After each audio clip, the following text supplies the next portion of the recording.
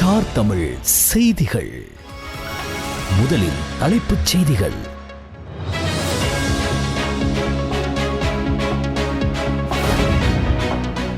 மொரட்டுவ மாநகர சபையின் முன்னாள் மேயர் கைது.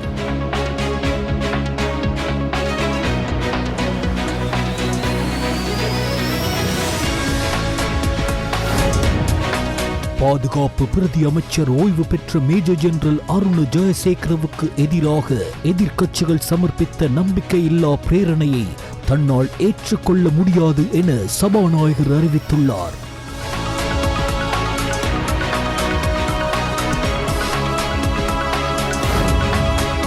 கைது செய்யப்பட்டு விளக்கமறியலில் வைக்கப்பட்டிருந்த முன்னாள் கடற்படை தளபதி நிஷாந்த் உலுகே தென்னவுக்கு மீண்டும் விளக்கமறியல்.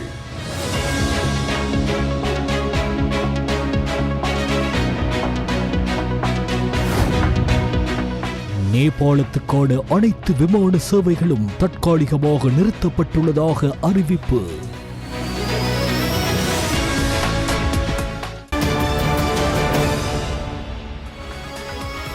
உள்நாட்டுச் செய்திகள்.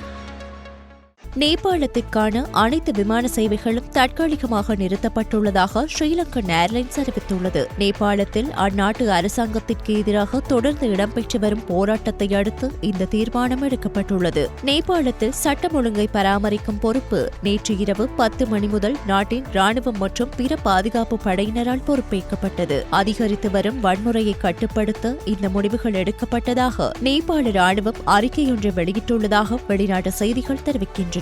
நேபாள ராணுவம் வெளியிட்டுள்ள அறிக்கையில் சில குழுக்கள் நெருக்கடியை பயன்படுத்திக் கொண்டு கொள்ளை, தீ வைப்பு மற்றும் சொத்துக்களை அளிக்கும் நடவடிக்கையில் ஈடுபட்டுள்ளதாக கூறப்பட்டுள்ளது. நேபாளத்தில் சமூக வலைதளங்களுக்கு தடை விதிக்க அந்நாட்டு அரசு எடுத்த தீர்மானத்திற்கு எதிராக ஆரம்பமான இந்த போராட்டத்தால் இதுவரை 22 பேர் கொல்லப்பட்டுள்ளனர். இதே நேரம் இந்தியாவில் இருந்து நேபாளத்தின் லும்பினிக்கு பயணம் செய்த 73 இலங்கை யாத்திரிகள் எல்லையை தாண்டி இந்தியாவிற்குள் பாதுகாப்பாக நுழைந்ததாக வெளிவிவகார அமைச்சு தெரிவித்துள்ளது. இந்த நிலையில் போராட்டத்தால் சிதைந்து போன நேபாளத்தில் முன்னாள் பிரதமரின் மனைவி உயிருடன் எரித்துக் கொல்லப்பட்டதாக அங்குள்ள ஊடகங்கள் தெரிவித்துள்ளன. கலவரத்தில் நேபாள முன்னாள் பிரதமர் ஜனநாத் கானலின் மனைவி ராஜ்யலட்சுமி சித்ராகர் உயிரிழந்தார். காத்மண்டுவில் உள்ள டல்லு பகுதியில் அவர் வசித்து வந்த வீட்டுக்கு போராட்டக்காரர்கள் தீ வைத்தனர். அதில் வீடு தீக்கிரையானது. இந்த சூழலில் மிகுந்த சிரமத்துக்கிடையே உயிருடன் வெளியே மீட்கப்பட்டு மருத்துவமனையில் அனுமதிக்கப்பட்ட ராஜ்யலட்சுமி சிகிச்சை பலனின்றி இன்று உயிரிழந்தார். இந்த தகவலை அவர் தம் குடும்பத்துக்கு நெருக்கமான வட்டாரங்கள் தெரிவித்துள்ளதாக அங்குள்ள ஊடகங்கள் தெரிவித்துள்ளன. இதேவேளை அங்குள்ள சிறைச்சாலைகளில் இருந்து சுமார் 900 கைதிகள் தப்பி சென்றுள்ளதாகவும் வெளிநாட்டு ஊடகங்கள் செய்தி வெளியிட்டுள்ளன. இதனால் நாடளாவிய ரீதியில் உயர் எச்சரிக்கை நிலை அறிவிக்கப்பட்டுள்ளது. நேபாள நகரங்களில் ராணுவம் ரோந்து சேவையில் ஈடுபட்டுள்ளது. நிலைமைக்கு அமைதியான தீர்வை வழங்க போராட்ட குழுக்கள் அனைத்து போராட்ட நடவடிக்கைகளையும் நிறுத்திவிட்டு பேச்சுவார்த்தைக்கு முன்வர வேண்டும் என்று கேட்டுக்கொள்வதாக நேபாள ராணுவ தளபதி அறிவித்துள்ளார். நேபாளத்தில் அரசுக்கு எதிராக மேற்கொள்ளப்பட்ட இந்த போராட்டத்தினால் இந்திய எல்லைப் பகுதிகளில் தீவிர கண்காணிப்பு நடவடிக்கைகள் மேற்கொள்ளப்பட்டுள்ளதாக இந்திய ஊடகங்கள் செய்தி வெளியிட்டுள்ளன. இந்திய நேபாள எல்லைப் பகுதியில் சாஸ்திரா எல்லை பாதுகாப்பு படை வீரர்களும் மாநில போலீசாரும் இணைந்து பாதுகாப்பு பணியை மேற்கொண்டு வரும் நிலையில் நேபாளத்தின் பதற்றம் இந்திய எல்லைக்குள் நுழைந்து விடாமல் தடுக்கும் வகையில் எல்லைக்குள் நுழைபவர்களுக்கு புதிய கட்டுப்பாடுகள் பிறப்பிக்கப்பட்டுள்ளதாக தெரிவிக்கப்பட்டுள்ளது. மேலும் அத்தியாவசிய தேவையின்றி மக்கள் யாரும் நேபாளம் செல்ல வேண்டாம் என்று அறிவுறுத்தப்பட்டுள்ளதாக தெரிவிக்கப்பட்டுள்ளது.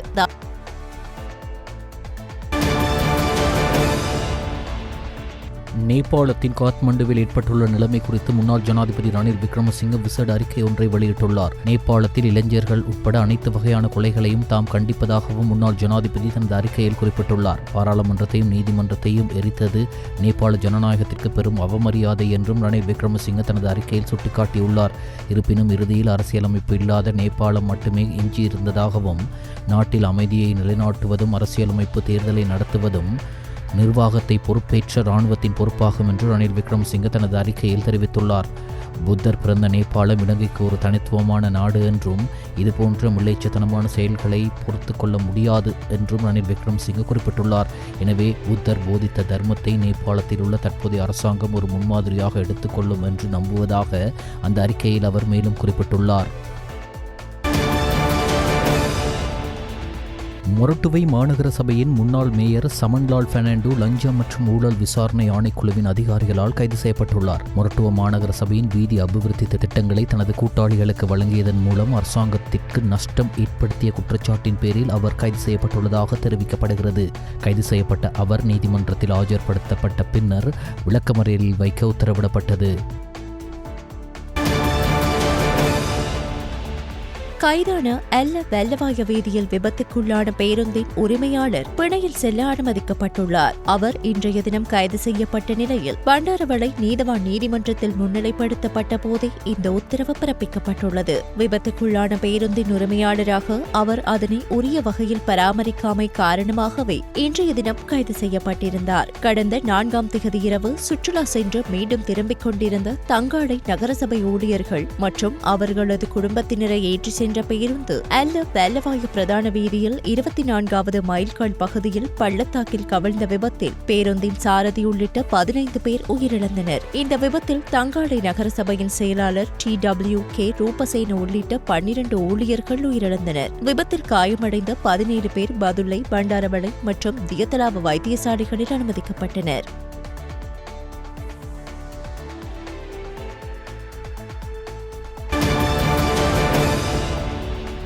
இந்த ஆண்டு ஜெனீவாவில் நடைபெறும் மனித உரிமைகள் பேரவையின் 60வது கூட்டத்தொடரில் இலங்கை தொடர்பான பிரேரணை வரைவு செய்யப்பட்டுள்ளது. பிரித்தானியா, கனடா, மலாவி, மாண்டினிக்ரோ மற்றும் வடக்கு மெசிடோனியா ஆகிய நாடுகள் இந்த பிரேரணைக்கு அனுசரணை வழங்கியுள்ளன. இதற்கிடையில் ஐக்கிய நாடுகள் மனித உரிமைகள் பேரவையின் 60வது கூட்டத்தொடரில் இலங்கையின் மனித உரிமைகள் நிலைமை குறித்து ஐக்கிய ராச்சியம் அறிக்கை ஒன்றை வெளியிட்டுள்ளது. குறித்த அறிக்கையில் ஐக்கிய ராச்சியத்தின் மனித உரிமைகள் தூதுவர் எலினோர் சென்டர்ஸ் சமர்ப்பித்துள்ளார். ஐக்கிய நாடுகள் மனித உரிமை உயர்ஸ்தானிகரின் இலங்கை விஜயம் மற்றும் அவரது அறிக்கைக்கு நன்றி தெரிவிப்பதாகவும் அதில் கூறப்பட்டுள்ளது. இலங்கையில் சமீபத்தில் கண்டுபிடிக்கப்பட்ட மனித புதைக்குழிகள் குறித்து விசாரணைகள் நடத்துவது மிகவும் முக்கியம் என்றும் அது சர்வதேச தரத்தின்படி மேற்கொள்ளப்பட வேண்டும் என்றும் ஐக்கிய ராச்சியம் சுட்டிக்காட்டியுள்ளது. பயங்கரவாத தடுப்பு சட்டத்தை ரத்து செய்ய தவறியது அடிப்படை சுதந்திரங்களை கட்டுப்படுத்த தொடர்ந்து பயன்படுத்தப்படுவதாகவும் அந்த அறிக்கையில் கவலை வெளியிடப்பட்டுள்ளது. மோதல் தொடர்பான பாலியல் வன்முறை குறித்து ஐநா மனித உரிமைகள் அலுவலகத்தின் பணிகளை ஊக்குவிப்பதுடன் இந்த பிரச்சினையை முன்னுரிமையாக கையாள வேண்டியதன் அவசியத்தையும் ஐக்கிய ராச்சியம் வலியுறுத்தியுள்ளது. இந்த பிரச்சினைகளில் இலங்கை அரசாங்கத்துடன் திறம்பட ஈடுபடுவதற்கான தனது விருப்பத்தை ஐக்கிய ராச்சியம் மீண்டும் உறுதிப்படுத்துவதாகவும் அந்த அறிக்கையில் மேலும் தெரிவிக்கப்பட்டுள்ளது. இதற்கிடையில் கனடா, மலாவி, மாண்டினிக்ரோ, வடக்கு மெசிடோனியா மற்றும் ஐக்கிய ராச்சியம் ஆகிய நாடுகளை உள்ளடக்கிய நாடுகளின் முக்கிய குழு கடந்த பிப்ரவரி மாதம் 8ஆம் தேதி ஐக்கிய நாடுகள் மனித உரிமைகள் பேரவையில் இலங்கையின் மனித உரிமைகள் நிலைமை குறித்து ஒரு அறிக்கையை வெளியிட்டது. ஐநாவுக்கு ஐக்கிய ராச்சியத்தின் நிரந்தர பதிவிட பிரதிநிதி குமார் ஐயரால் குறித்த அறிக்கை வெளியிடப்பட்டுள்ளதுடன் வெளியுறவு அமைச்சர் விஜித ஹேரத்தின் வருகைக்கும் நன்றி தெரிவிக்கப்பட்டுள்ளது. மனித உரிமைகள் பொறுப்புக்கூறல், நல்லிணக்கம், நல்லாட்சி மற்றும் அரசியலமைப்பு சீர்திருத்தங்கள் ஆகியவற்றிற்கான அதன் உறுதிப்பாட்டை அர்த்தமுள்ள செயல்களாக மாற்றுமாறு இலங்கை அரசாங்கத்திடம் கோரிக்கை விடுக்க விரும்புவதாகவும் அவர் கூறினார். ஐக்கிய நாடுகள் மனித உரிமைகள் பேரவையின் 60வது கூட்டத்தொடர் கடந்த 8ஆம் தேதி சுவிட்சர்லாந்தின் ஜெனீவாவில் தொடங்கியதுடன் நிகழ்வில் பேசிய வெளியுறவு அமைச்சர் விஜித் ஹேரத் நாட்டில் மனித உரிமை மீறல்களை விசாரிக்க முன்மொழியப்பட்ட எந்தவொரு வெளிப்புற தலையீடு அல்லது பொறிமுறையையும் இலங்கை நிராகரிப்பதாக கூறினார்.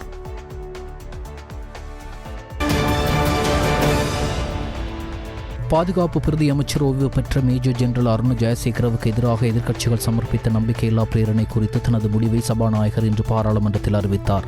அரசியலமைப்பின் விதிகளுக்கு அமைய குறித்த நம்பிக்கையில்லா பிரேரணை பொருந்தாததால் மற்றும் அது உரிய முறையில் இல்லாததாலும் அதனை தன்னால் ஏற்றுக்கொள்ள முடியாது என சபாநாயகர் இதன்போது குறிப்பிட்டார். இதன்போது பாராளுமன்ற உறுப்பினர் கயந்த கருணாதிலக்க நிலையியற் கட்டளைகளின் கீழ் குறித்த நம்பிக்கையில்லா பிரேரணை தொடர்பான தீர்மானத்தை சமர்ப்பிக்க சபாநாயகரிடம் வழங்கப்பட்டுள்ள சட்டமா அதிபர் மற்றும் செயலகத்தின் அறிக்கையை சபைப்படுத்துமாறு கோரினார். இதன்போது எதிர்க்கட்சித் தலைவர் சஜித் பிரேமதாசவும் சபாநாயகரின் முடிவு குறித்து தனது கருத்தை தெரிவிக்க வாய்ப்பு கோரினார். ஆனால் இது ஒரு விவாதம் அல்ல என்று அதற்கான வாய்ப்பு இல்லை என்று சபாநாயகர் கூறினார். இதனையடுத்து பாராளுமன்றத்தில் பரபரப்பான நிலை ஏற்பட்டதுடன் குறித்த அறிவிப்பை கவனமாக படிக்குமாறு சபாநாயகர் எதிர்க்கட்சித் தலைவரிடம் கூறினார். பாதுகாப்பு பிரதி அமைச்சர் ஓய்வு பெற்ற மேஜர் ஜெனரல் அருண் ஜெயசேகரவுக்கு எதிரான எதிர்க்கட்சியின் நம்பிக்கையில்லா பிரேரணை கடந்த ஆகஸ்ட் மாதம் 12ஆம் தேதி சபாநாயகரிடம் ஒப்படைக்கப்பட்டது. அதன்படி நம்பிக்கையில்லா பிரேரணை குறித்து தனது முடிவை எதிர்காலத்தில் அறிவிப்பதாக சபாநாயகர் கடந்த ஆகஸ்ட் 19ஆம் தேதி பாராளுமன்றத்தில் அறிவித்திருந்தார். இந்த வருடத்தின் கடந்த 8 மாதங்களில் 2,12,302 இலங்கை தொழிலாளர்கள் வேலைவாய்ப்புக்காக வெளிநாடு சென்றுள்ளதாக வெளிநாட்டு வேலைவாய்ப்பு பணியகம் தெரிவித்துள்ளது. அதன்படி வெளிநாடுகளுக்கு சென்ற ஆண் தொழிலாளர்களின் எண்ணிக்கை 1,30,252 பேரும், பெண் தொழிலாளர்கள் 82,050 பேரும் வேலைவாய்ப்புக்காக வெளிநாடு சென்றுள்ளதாக தெரிவிக்கப்படுகிறது. மேலும் 2025ஆம் ஆண்டின் முதல் 8 மாதங்களில் வெளிநாடுகளில் பணிபுரியும் இலங்கையர்கள் 5.11 பில்லியன் அமெரிக்க டாலர்களை நாட்டிற்கு அனுப்பியுள்ளதாக வெளிநாட்டு வேலைவாய்ப்பு பணியகம் தெரிவித்துள்ளது. கைது செய்யப்பட்டு விளக்கமறியலில் வைக்கப்பட்டிருந்த முன்னாள் கடற்படை தளபதி நிஷாந்த் உலுகேதென்ன எதிர்வரும் 24ஆம் தேதி வரை தொடர்ந்து விளக்கமறியலில் வைக்கப்பட்டுள்ளார். முன்னாள் கடற்படை தளபதி இன்று பொல்காவல நீதவான் நீதிமன்றத்தில் ஆஜர்படுத்தப்பட்டதை அடுத்து இந்த உத்தரவு பிறப்பிக்கப்பட்டது. கடற்படை புலனாய்வு பணிப்பாளராக சேவையாற்றிய காலத்தில் பொதுவேர பகுதியில் நடந்த கடத்தல் தொடர்பான விசாரணைக்கமைய நிஷாந்த் உலுகேதென்ன கைது செய்யப்பட்டார்.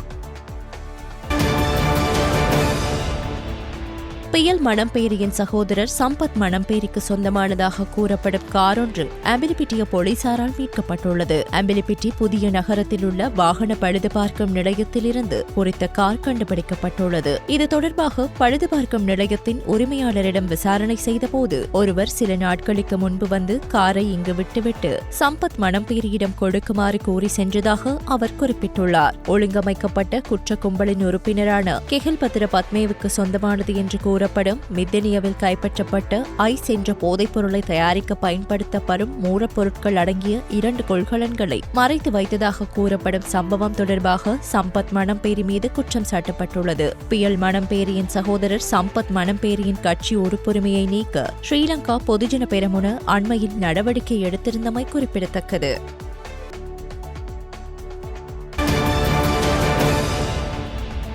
இலங்கை போக்குவரத்து சபையின் கொழும்பில் உள்ள மத்திய பேருந்து முனையம் நாளை முதல் 10 மாத காலத்திற்கு மூடப்படும் என்று அறிவிக்கப்பட்டுள்ளது. முனையத்தின் புனரமைப்பு பணிகள் காரணமாக இந்த நடவடிக்கை மேற்கொள்ளப்பட்டுள்ளது.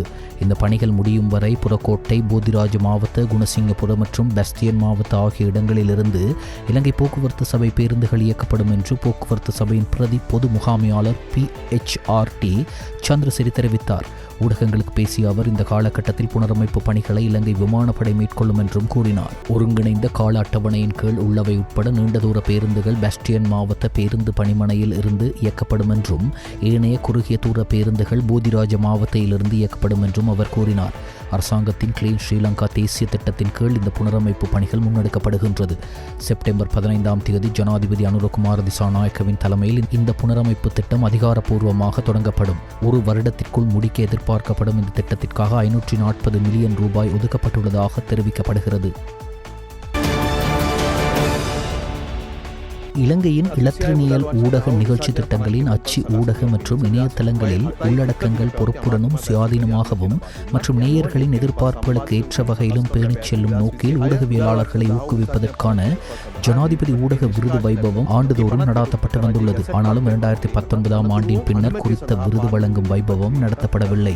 குறித்த விருது வழங்கும் வைபவத்தை இவ்வாண்டு தொடக்கம் மீண்டும் ஆரம்பிப்பதற்கு திட்டமிடப்பட்டுள்ளதுடன் அதற்காக 2023ஆம் ஆண்டுக்குரிய ஆக்கங்களை அடிப்படையாக கொண்டு விண்ணப்பங்கள் கோரப்பட்டுள்ளன. அதற்கமைய 2025 நவம்பர் மாதம் 11 அன்று ஜனாதிபதி ஊடக விருது வழங்கும் வைபவத்தை நடத்துவதற்கும் அங்கு வெற்றியாளர்களுக்கு வழங்கப்படுகின்ற பணப்பரிசை ரூபாய் 1 லட்சம் வரைக்கும் மற்றும் வாழ்வில் ஒரு தடவை மாத்திரம் வழங்கி கௌரவிக்கும் வாழ்நாள் விருதுகள் வழங்கும் பணப்பரிசை 4 லட்சம் ரூபாய்களாக அதிகரிப்பதற்கும் சுகாதார மற்றும் வெகுஜன ஊடக அமைச்சர் அவர்கள் சமர்ப்பித்துள்ள யோசனைக்கு அமைச்சரவை அங்கீகாரம் வழங்கியுள்ளது.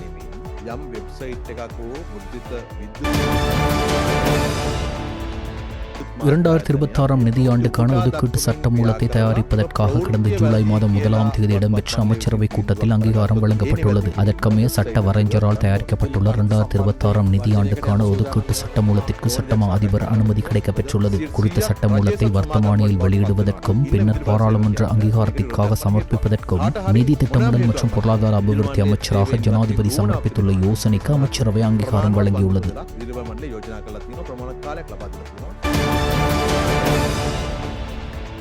இலங்கையில் மாற்று வழி பாதுகாப்பு தேவையுள்ள அனைத்து பிள்ளைகளையும் உள்ளடக்கியவாறு பெற்றோர் பாதுகாவலர் பாதுகாப்பு பற்றி முறை சார்ந்த சட்ட ரீதியான ஏற்பாடுகள் இதுவரையில் நடைமுறையில் இல்லாமை கண்டறியப்பட்டுள்ளது. இதனால் சமகால தேவையுள்ள குடும்ப மட்ட மாற்று வழி பாதுகாப்பு முறையாக உள்ள ஊட்டமளிக்கும் பாதுகாப்பு பெற்றோர் பாதுகாவலர் முறை எண்ணக்கருவை நடைமுறைப்படுத்தும் நோக்கில் தேசிய சிறுவர் பாதுகாப்பு அதிகார சபையால் பெற்றோர் பாதுகாவலர் பாதுகாப்பு பொறிமுறை ஒன்றை நிறுவுவதற்காக கருத்தாக்க பத்திரம் சமர்ப்பிக்கப்பட்டுள்ளது.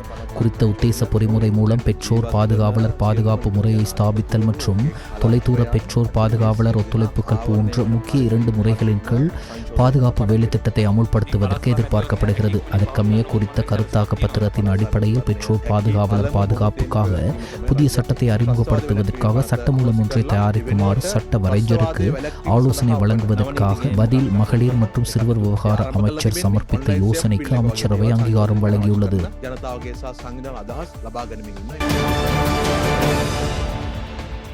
கம்பஹா விக்ரமாராய்ச்சி பல்கலைக்கழகத்தின் எந்தவொரு மாணவருக்கும் அநீதி ஏற்படாத வகையில் தீர்வுகளை வழங்க அரசு நடவடிக்கை எடுக்கும் என பிரதமர் கலாநிதி ஹரணி அமரசூரிய தெரிவித்தார். பாராளுமன்ற உறுப்பினர் ராமநாதன் அர்ச்சுனா எழுப்பிய கேள்விக்கு பதிலளிக்கும் வகையில் பாராளுமன்றத்தில் பிரதமர் இதனை தெரிவித்தார். அப்போது மேலும் கருத்து தெரிவித்த பிரதமர், கம்பஹா விக்ரமாராய்ச்சி பல்கலைக்கழகம் தொடர்பாக நியமிக்கப்பட்ட குழு தற்போது கற்பிக்கப்பட்டு வரும் பாடநெறிகளை பிற பல்கலைக்கழகங்களுடன் இணைத்து கற்பித்தல் அல்லது தற்போது கற்று வரும் பாடநெறிகளுக்கு இணையான பிற பல்கலைக்கழகங்களில் கற்பிக்கப்படும் பாடநெறிகளுடன் அல்லது தற்போது கற்று வரும் பாடநெறிகளுக்கு இணையான பிற பல்கலைக்கழகங்களில் கற்பிக்கப்படும் பாடநெறிகளுடன் இணைத்தல், அதேபோன்று பல்கலைக்கழக நடவடிக்கைகளை தற்போது செயல்பட்டு வரும் விதத்திலேயே செயல்பட விடுவதோடு தேவையான வளங்கள் மற்றும் வசதிகளை பெற்றுக் கொடுப்பதன் மூலம் தற்போதைய பாடநெறிகளை முறையாகவும் தரமாகவும் செயல்படுத்துவது என 2 பிரதான தீர்வுகளை பரிந்துரைக்கிறது. இந்த 2 பரிந்துரைகளில்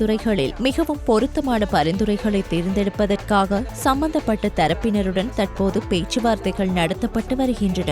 இதற்கு சிறிது காலம் தேவைப்படும். அதற்கமைய ஒவ்வொரு பாடநெறிக்கும் மிகவும் பொருத்தமான பரிந்துரையை செயல்படுத்த நடவடிக்கை எடுக்கப்படும். எந்தவொரு மாணவருக்கும் அநீதி ஏற்படாத வகையில் தீர்வுகளை வழங்குவதே அரசாங்கத்தின் எதிர்பார்ப்பாகும். ஆகவே முதலாவது குழுவின் பட்டப்படிப்பு முடிவடைவதற்குள் விரைவாக தீர்வுகளை வழங்க நடவடிக்கை எடுக்கப்படும். இவற்றில் எந்த பரிந்துரையை செயல்படுத்தினாலும் தற்போதுள்ள பாடநெறிகளின் சிறப்பம்சங்களை மாற்றலாகாது என குழு தீர்மானித்துள்ளது. இருப்பினும் குறிப்பிட்டதொரு பாடநெறி இந்த நாட்டில் இந்த பல்கலைக்கழகத்தில் திறம்பட கற்பிக்கப்படுமாயின் அது தொடர்பில் சம்பந்தப்பட்ட தரப்பினருடன் கலந்தாலோசித்து மிகவும் பொருத்தமான சிறப்பம்சத்தை கற்றுக் கொடுக்க நடவடிக்கை எடுக்கப்படும். பல்கலைக்கழகத்தில் நிலவி வருகின்ற இடவசதி பற்றாக்குறைக்கு விரைவாக தீர்வு காண தற்போது ஏற்பாடுகள் செய்யப்பட்டுள்ளதாகவும் நுகேகொடையில் அமைந்திருக்கும் பீடத்தை கம்பஹாவில் தேவையான இடவசதிகள் இருக்கின்ற இடத்திற்கு கொண்டு செல்வதற்கு தேவையான நடவடிக்கை எடுக்கப்படும் என்றும் பிரதமர் மேலும் தெரிவித்தார். அத்தோடு பல்கலைக்கழக விரிவுரையாளர்களை சேவையில் இணைத்துக் கொள்ளும் போது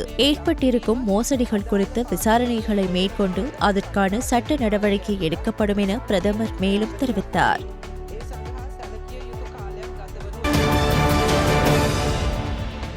போதைப் பொருளை ஒழித்தே தீர்வோம், குற்றச்சாட்டுகளை முன்வைப்பவர்களை கவனத்திற்கொள்ள மாட்டோம். அதேபோன்று பழைய அரசியல் கலாசாரத்திற்கு அமைய செயற்படும் அரசு அதிகாரிகளுக்கு எதிராகவும் நடவடிக்கை எடுக்கப்படும். இதனை யாராலும் தடுக்க முடியாது என பிரதமர் கலாநிதி ஹரணி அமரசூரிய தெரிவித்தார். பாராளுமன்றத்தில் நேற்று இடம்பெற்ற இலங்கைக்கும் ஐக்கிய அரபு ராச்சியத்துக்கும் இடையிலான பல்துறை ஒப்பந்தம் தொடர்பான விவாதத்தில் உரையாற்றுகையிலேயே இவ்வாறு தெரிவித்த அவர் மேலும் பேசுகையில், எதிர்க்கட்சியின் மூத்த எம்பி ஒருவர் சபையில் உரையாற்றுகையில் அரசாங்கத்தின் செயற்பாடுகளினால் அரசு அதிகாரிகள் அச்சமடைந்துள்ளனர் என்று கூறியதை கேட்டு இந்நாட்டின் பிரஜை என்ற அடிப்படையில் கவலையடைகிறேன். சுயாதீன அரசு சேவை என்பது அரசு அதிகாரிகள் அரசியல்வாதிகளின் அரசியலுக்கு அடிபணிந்து அவர்களின் தனிப்பட்ட நிகழ்ச்சி நிரலுக்கு அமைவாக செயற்படுவதா? கட்சியினர் இந்த கலாச்சாரத்தை ஆதரிக்கிறார்களா? நாம் அரசு சேவையை பலப்படுத்தியுள்ளோம். பழைய அரசியல் கலாச்சாரத்திற்கு அமைய செயற்படும் அரசு அதிகாரிகளுக்கு எதிராக நடவடிக்கை எடுக்கப்படும். இதனை யாராலும் தடுக்க முடியாது.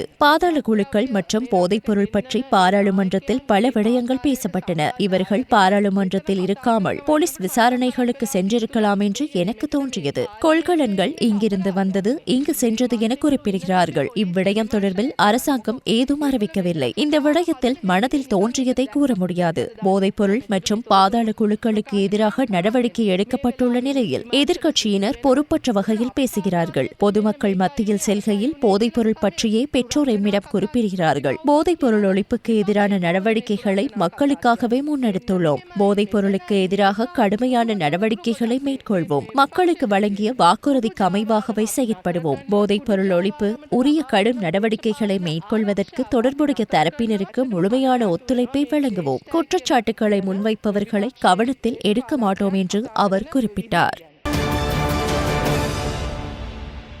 சற்று சிந்தியுங்கள். இடது பக்கமாக முந்துவதை தவிர்த்துக் கொள்ளுங்கள்.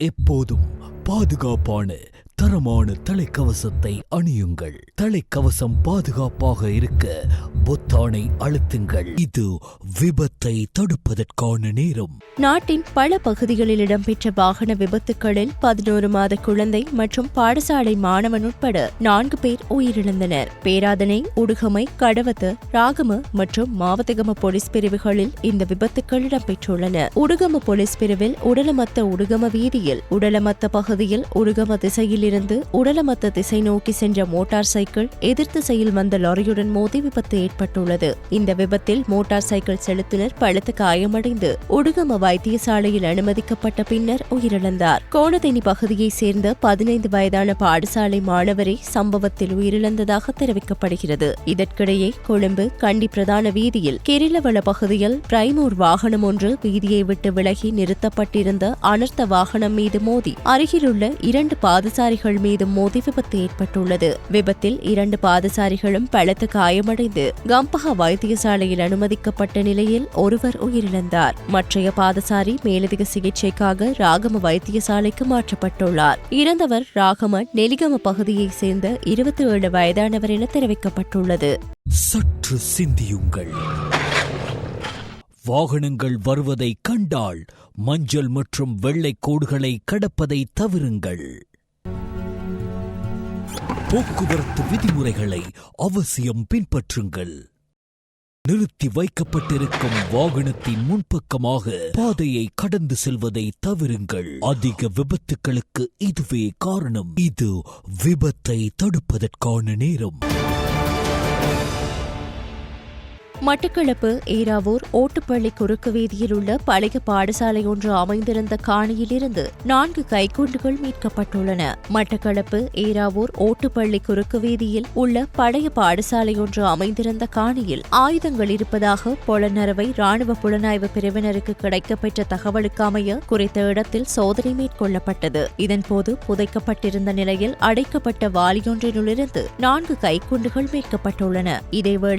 இதேவேளை குறித்த சம்பவம் தொடர்பில் போலீசார் விசாரணைகளை மேற்கொண்டு வருகின்றனர்.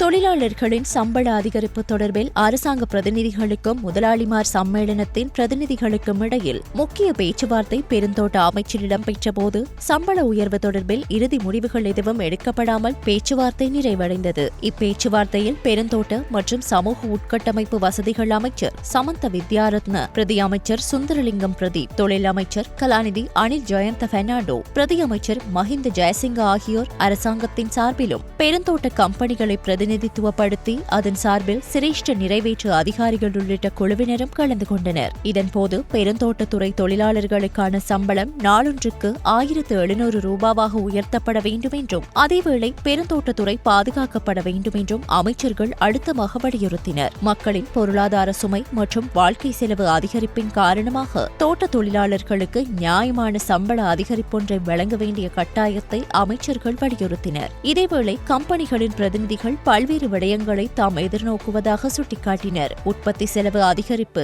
ஏற்றுமதி வருமானங்கள் குறைவு, கம்பெனிகள் லாபம் ஈட்டுவதில் எதிர்நோக்கும் பிரச்சினைகள் குறித்தும் விளக்கமளித்தனர். இறுதியாக இன்னும் 1 மாத கால அளவில் மற்றொரு பேச்சுவார்த்தைக்கு வருகை தந்து அவர்களுடைய நிலைப்பாட்டை உறுதியாக கூறுவதாக தெரிவிக்கப்பட்டுள்ளது.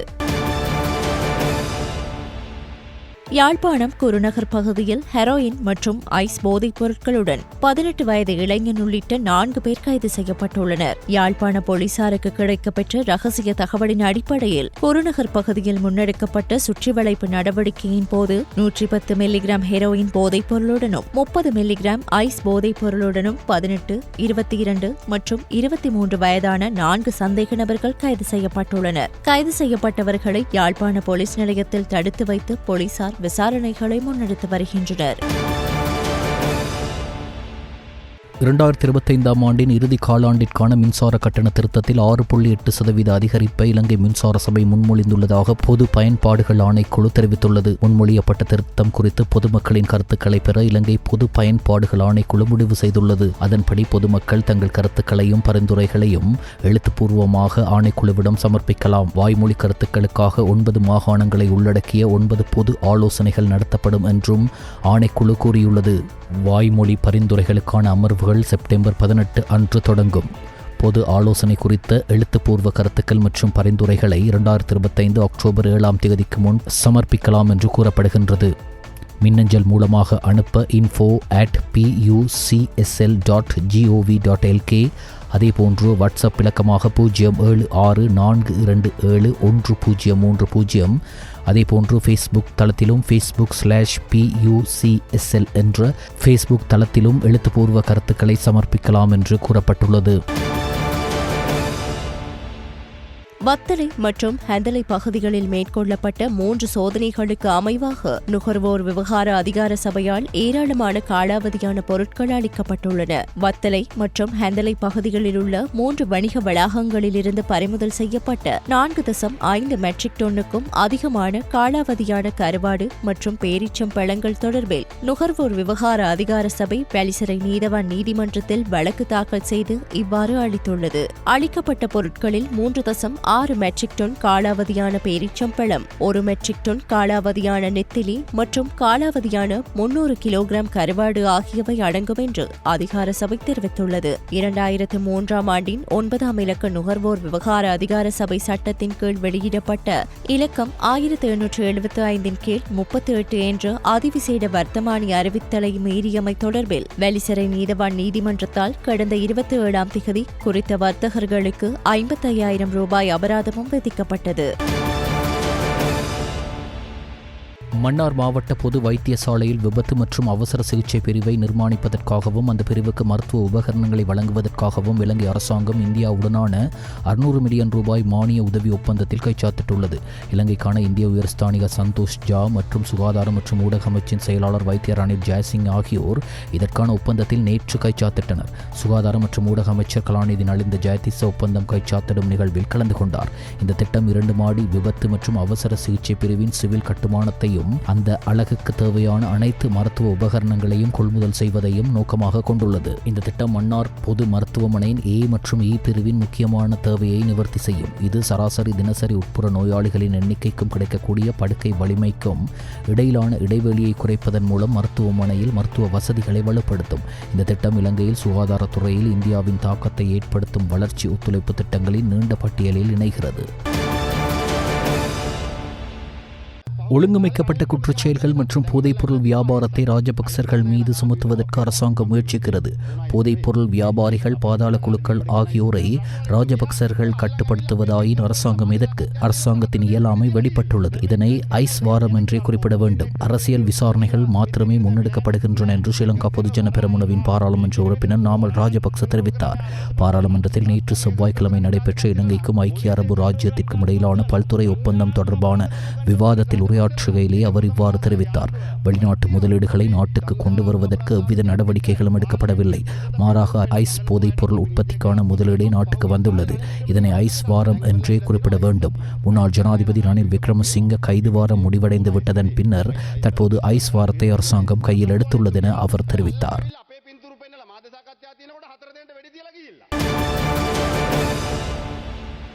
மேல் சப்ரகமுவ மற்றும் வடமேல் மாகாணங்களிலும் காலி, மாத்தர, கண்டி மற்றும் நுவரெலியா மாவட்டங்களிலும் இன்று பல தடவைகள் மழை பெய்யக்கூடும் என்று வளிமண்டலவியல் திணைக்களம் எதிர்வு கூறியுள்ளது.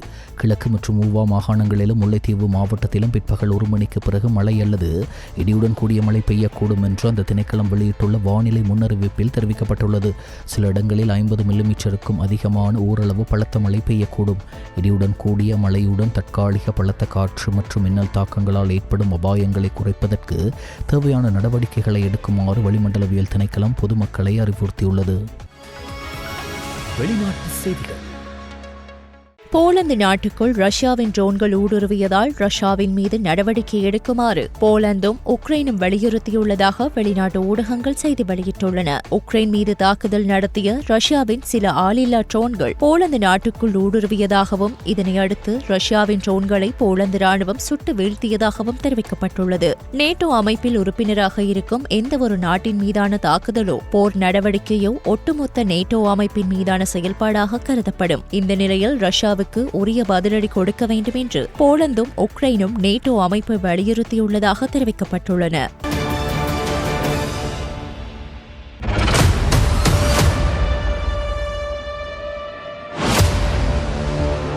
பெரிதும் எதிர்பார்க்கப்பட்ட ஆப்பிள் ஐபோன் 17 சீரிஸ் அறிமுகப்படுத்தப்பட்டுள்ளது.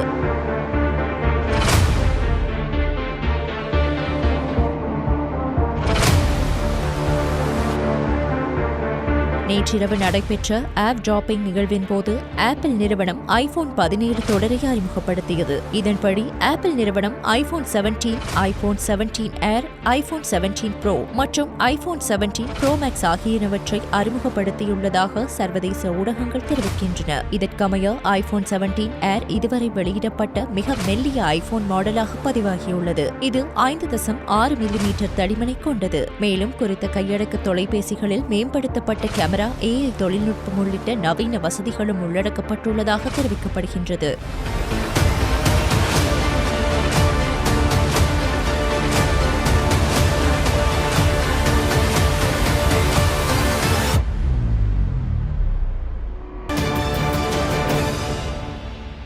மெக்சிகோவின் மத்திய பகுதியில் ஒரு சரக்கு ரயில் இரட்டை அடுக்கு பயணிகள் பேருந்து மீது மோதி விபத்துக்குள்ளாகியது. இந்த விபத்தில் 10 பேர் உயிரிழந்தனர். மேலும் 61 பேர் காயமடைந்தனர் என்று அதிகாரிகள் தெரிவித்தனர். மெக்சிகோ மாநிலத்தில் உள்ள அட்லகோமுல்கோ நகரிலேயே இந்த விபத்து நிகழ்ந்துள்ளது. பேருந்து சாரதி ஒரு கடவையில் ரயிலுக்கு முன்னால் செல்ல முற்பட்டபோது இந்த விபத்து நிகழ்ந்துள்ளது. ரயிலின் வேகம் பேருந்தை தண்டவாளத்தில் சிறிது தூரம் இழுத்து சென்றதாகவும் நேரில் பார்த்தவர்கள் கூறியுள்ளனர். விபத்து குறித்து விசாரணைகள் ஆரம்பிக்கப்பட்டுள்ளன.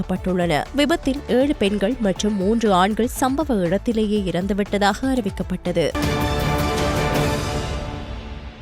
கட்டார் தலைநகர் தோஹாவில் இஸ்ரேல் நடத்திய வான்வழி தாக்குதலில் 6 பேர் உயிரிழந்துள்ளனர். கட்டார் தலைநகர் தோஹாவில் ஹமாஸ் அமைப்பின் சிரேஷ்ட அதிகாரிகளை குறிவைத்து இஸ்ரேல் வான்வழி தாக்குதலை நடத்தியிருந்தது. ஆனால் தமது பேச்சுவார்த்தையாளர்கள் குழுவை கொள்ளும் முயற்சி தோல்வியடைந்துள்ளதாக ஹமாஸ் குறிப்பிட்டுள்ளது. முன்னதாக காசா பகுதியில் போர் நிறுத்தத்திற்கான அமெரிக்காவின் அண்மைய முன்மொழிவு குறித்து விவாதிக்க ஹமாஸின் பேச்சுவார்த்தை குழு தோஹாவில் உள்ள ஒரு குடியிருப்பு வளாகத்தில் கூடியிருந்ததாக தெரிவிக்கப்பட்டுள்ளது. இதன்போது இஸ்ரேலிய விமானங்கள் அந்த வளாகத்தின் மீது தாக்குதலை நடத்தியுள்ளன. இதனை கட்டார் அரசாங்கம் வன்மையாக கண்டித்துள்ளது. இது கோழைத்தனமான சர்வதேச சட்டத்தின் அப்பட்டமான மீறல் என்றும் அது கூறியுள்ளது. அத்துடன் தாக்குதலில் ஹமாஸின் உயிரிழப்பு விவரங்களை அறிவிக்காமல் தமது நாட்டில் உள்நாட்டு பாதுகாப்பு பணியாளர் ஒருவர் கொல்லப்பட்டதாக தெரிவித்துள்ளது. எனினும் 2023 அக்டோபர் 7 அன்று இஸ்ரேல் மீதான தாக்குதலை ஏற்பாடு செய்த மூத்த ஹமாஸ் தலைவர்களை குறிவைத்து இந்த தாக்குதல் நடத்தப்பட்டதால் இந்த தாக்குதல் முழுமையாக நியாயமானது என்று இஸ்ரேலிய பிரதமர் பெஞ்சமின் நெதன்யாகு தெரிவித்துள்ளார். இந்த சம்பவம் துரதிர்ஷ்டவசமானது என்று குறிப்பிட்டுள்ள அமெரிக்க ஜனாதிபதி எனினும் ஹமாஸை ஒழிப்பது ஒரு தகுதியான இலக்கு என்றும் தெரிவித்துள்ளார். இதேவேளை குறித்த தாக்குதல் நடவடிக்கையில் 15 இஸ்ரேலிய போர் விமானங்கள் ஈடுபட்டதாக தகவல் வெளியாகியுள்ளது.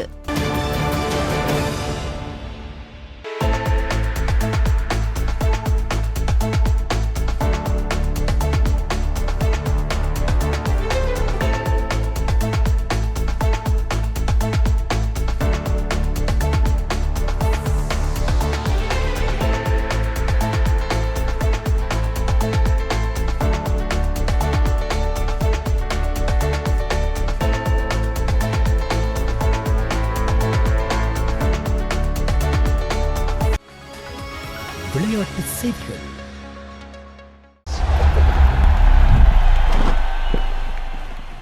ஆசிய கிண்ண 2020 கிரிக்கெட் தொடரின் முதல் போட்டியில் ஆப்கானிஸ்தான் அணி 94 ஓட்டங்களால் வெற்றி பெற்றுள்ளது. ஆப்கானிஸ்தான் மற்றும் ஹாங்காங் அணிகளுக்கு இடையில் இடம்பெற்ற இந்த போட்டியில் நாணய சுழற்சியில் வெற்றி பெற்ற ஆப்கானிஸ்தான் அணி முதலில் துடுப்பாட்டத்தை தெரிவு செய்தது. இதன்படி முதலில் துடுப்படுத்த ஆடிய அந்த அணி 20 ஓவர்கள் நிறைவில் 6 விக்கெட்டுகளை இழந்து 188 ஓட்டங்களை பெற்றது. துடுப்பாட்டத்தில் அந்த அணி சார்பில் ஷெடிகுல்லா ஆட்டல் ஆட்டமிழக்காமல் 73 ஓட்டங்களை அதிகபட்சமாக பெற்றதுடன் அஸ்மதுல்லா ஒமர்சாய் 53 ஓட்டங்களை பெற்றுக் கொடுத்தார். பந்துவீச்சில் ஹாங்காங் அணி சார்பில் ஆயுஷ் சுக்லா மற்றும் பின்னர் 189 ஓட்டங்களை வெற்றி இலக்காக கொண்டு பதிலுக்கு துடுப்படுத்தாடிய ஹாங்காங் அணி 20 ஓவர் நிறைவில் 9 விக்கெட்டுகளை இழந்து 94 ஓட்டங்களை மாத்திரமே பெற்றது. துடுப்பாட்டத்தில் ஹாங்காங் அணி சார்பில் பாபர் ஹயாத் 39 ஓட்டங்களை அதிகபட்சமாக பெற்றுக் கொடுத்தார். பந்துவீச்சில் ஃபசல்லாஹ் ஃபரூகி மற்றும் குல்பதின் நைப் தலா 2 விக்கெட்டுகளை வீழ்த்தினர்.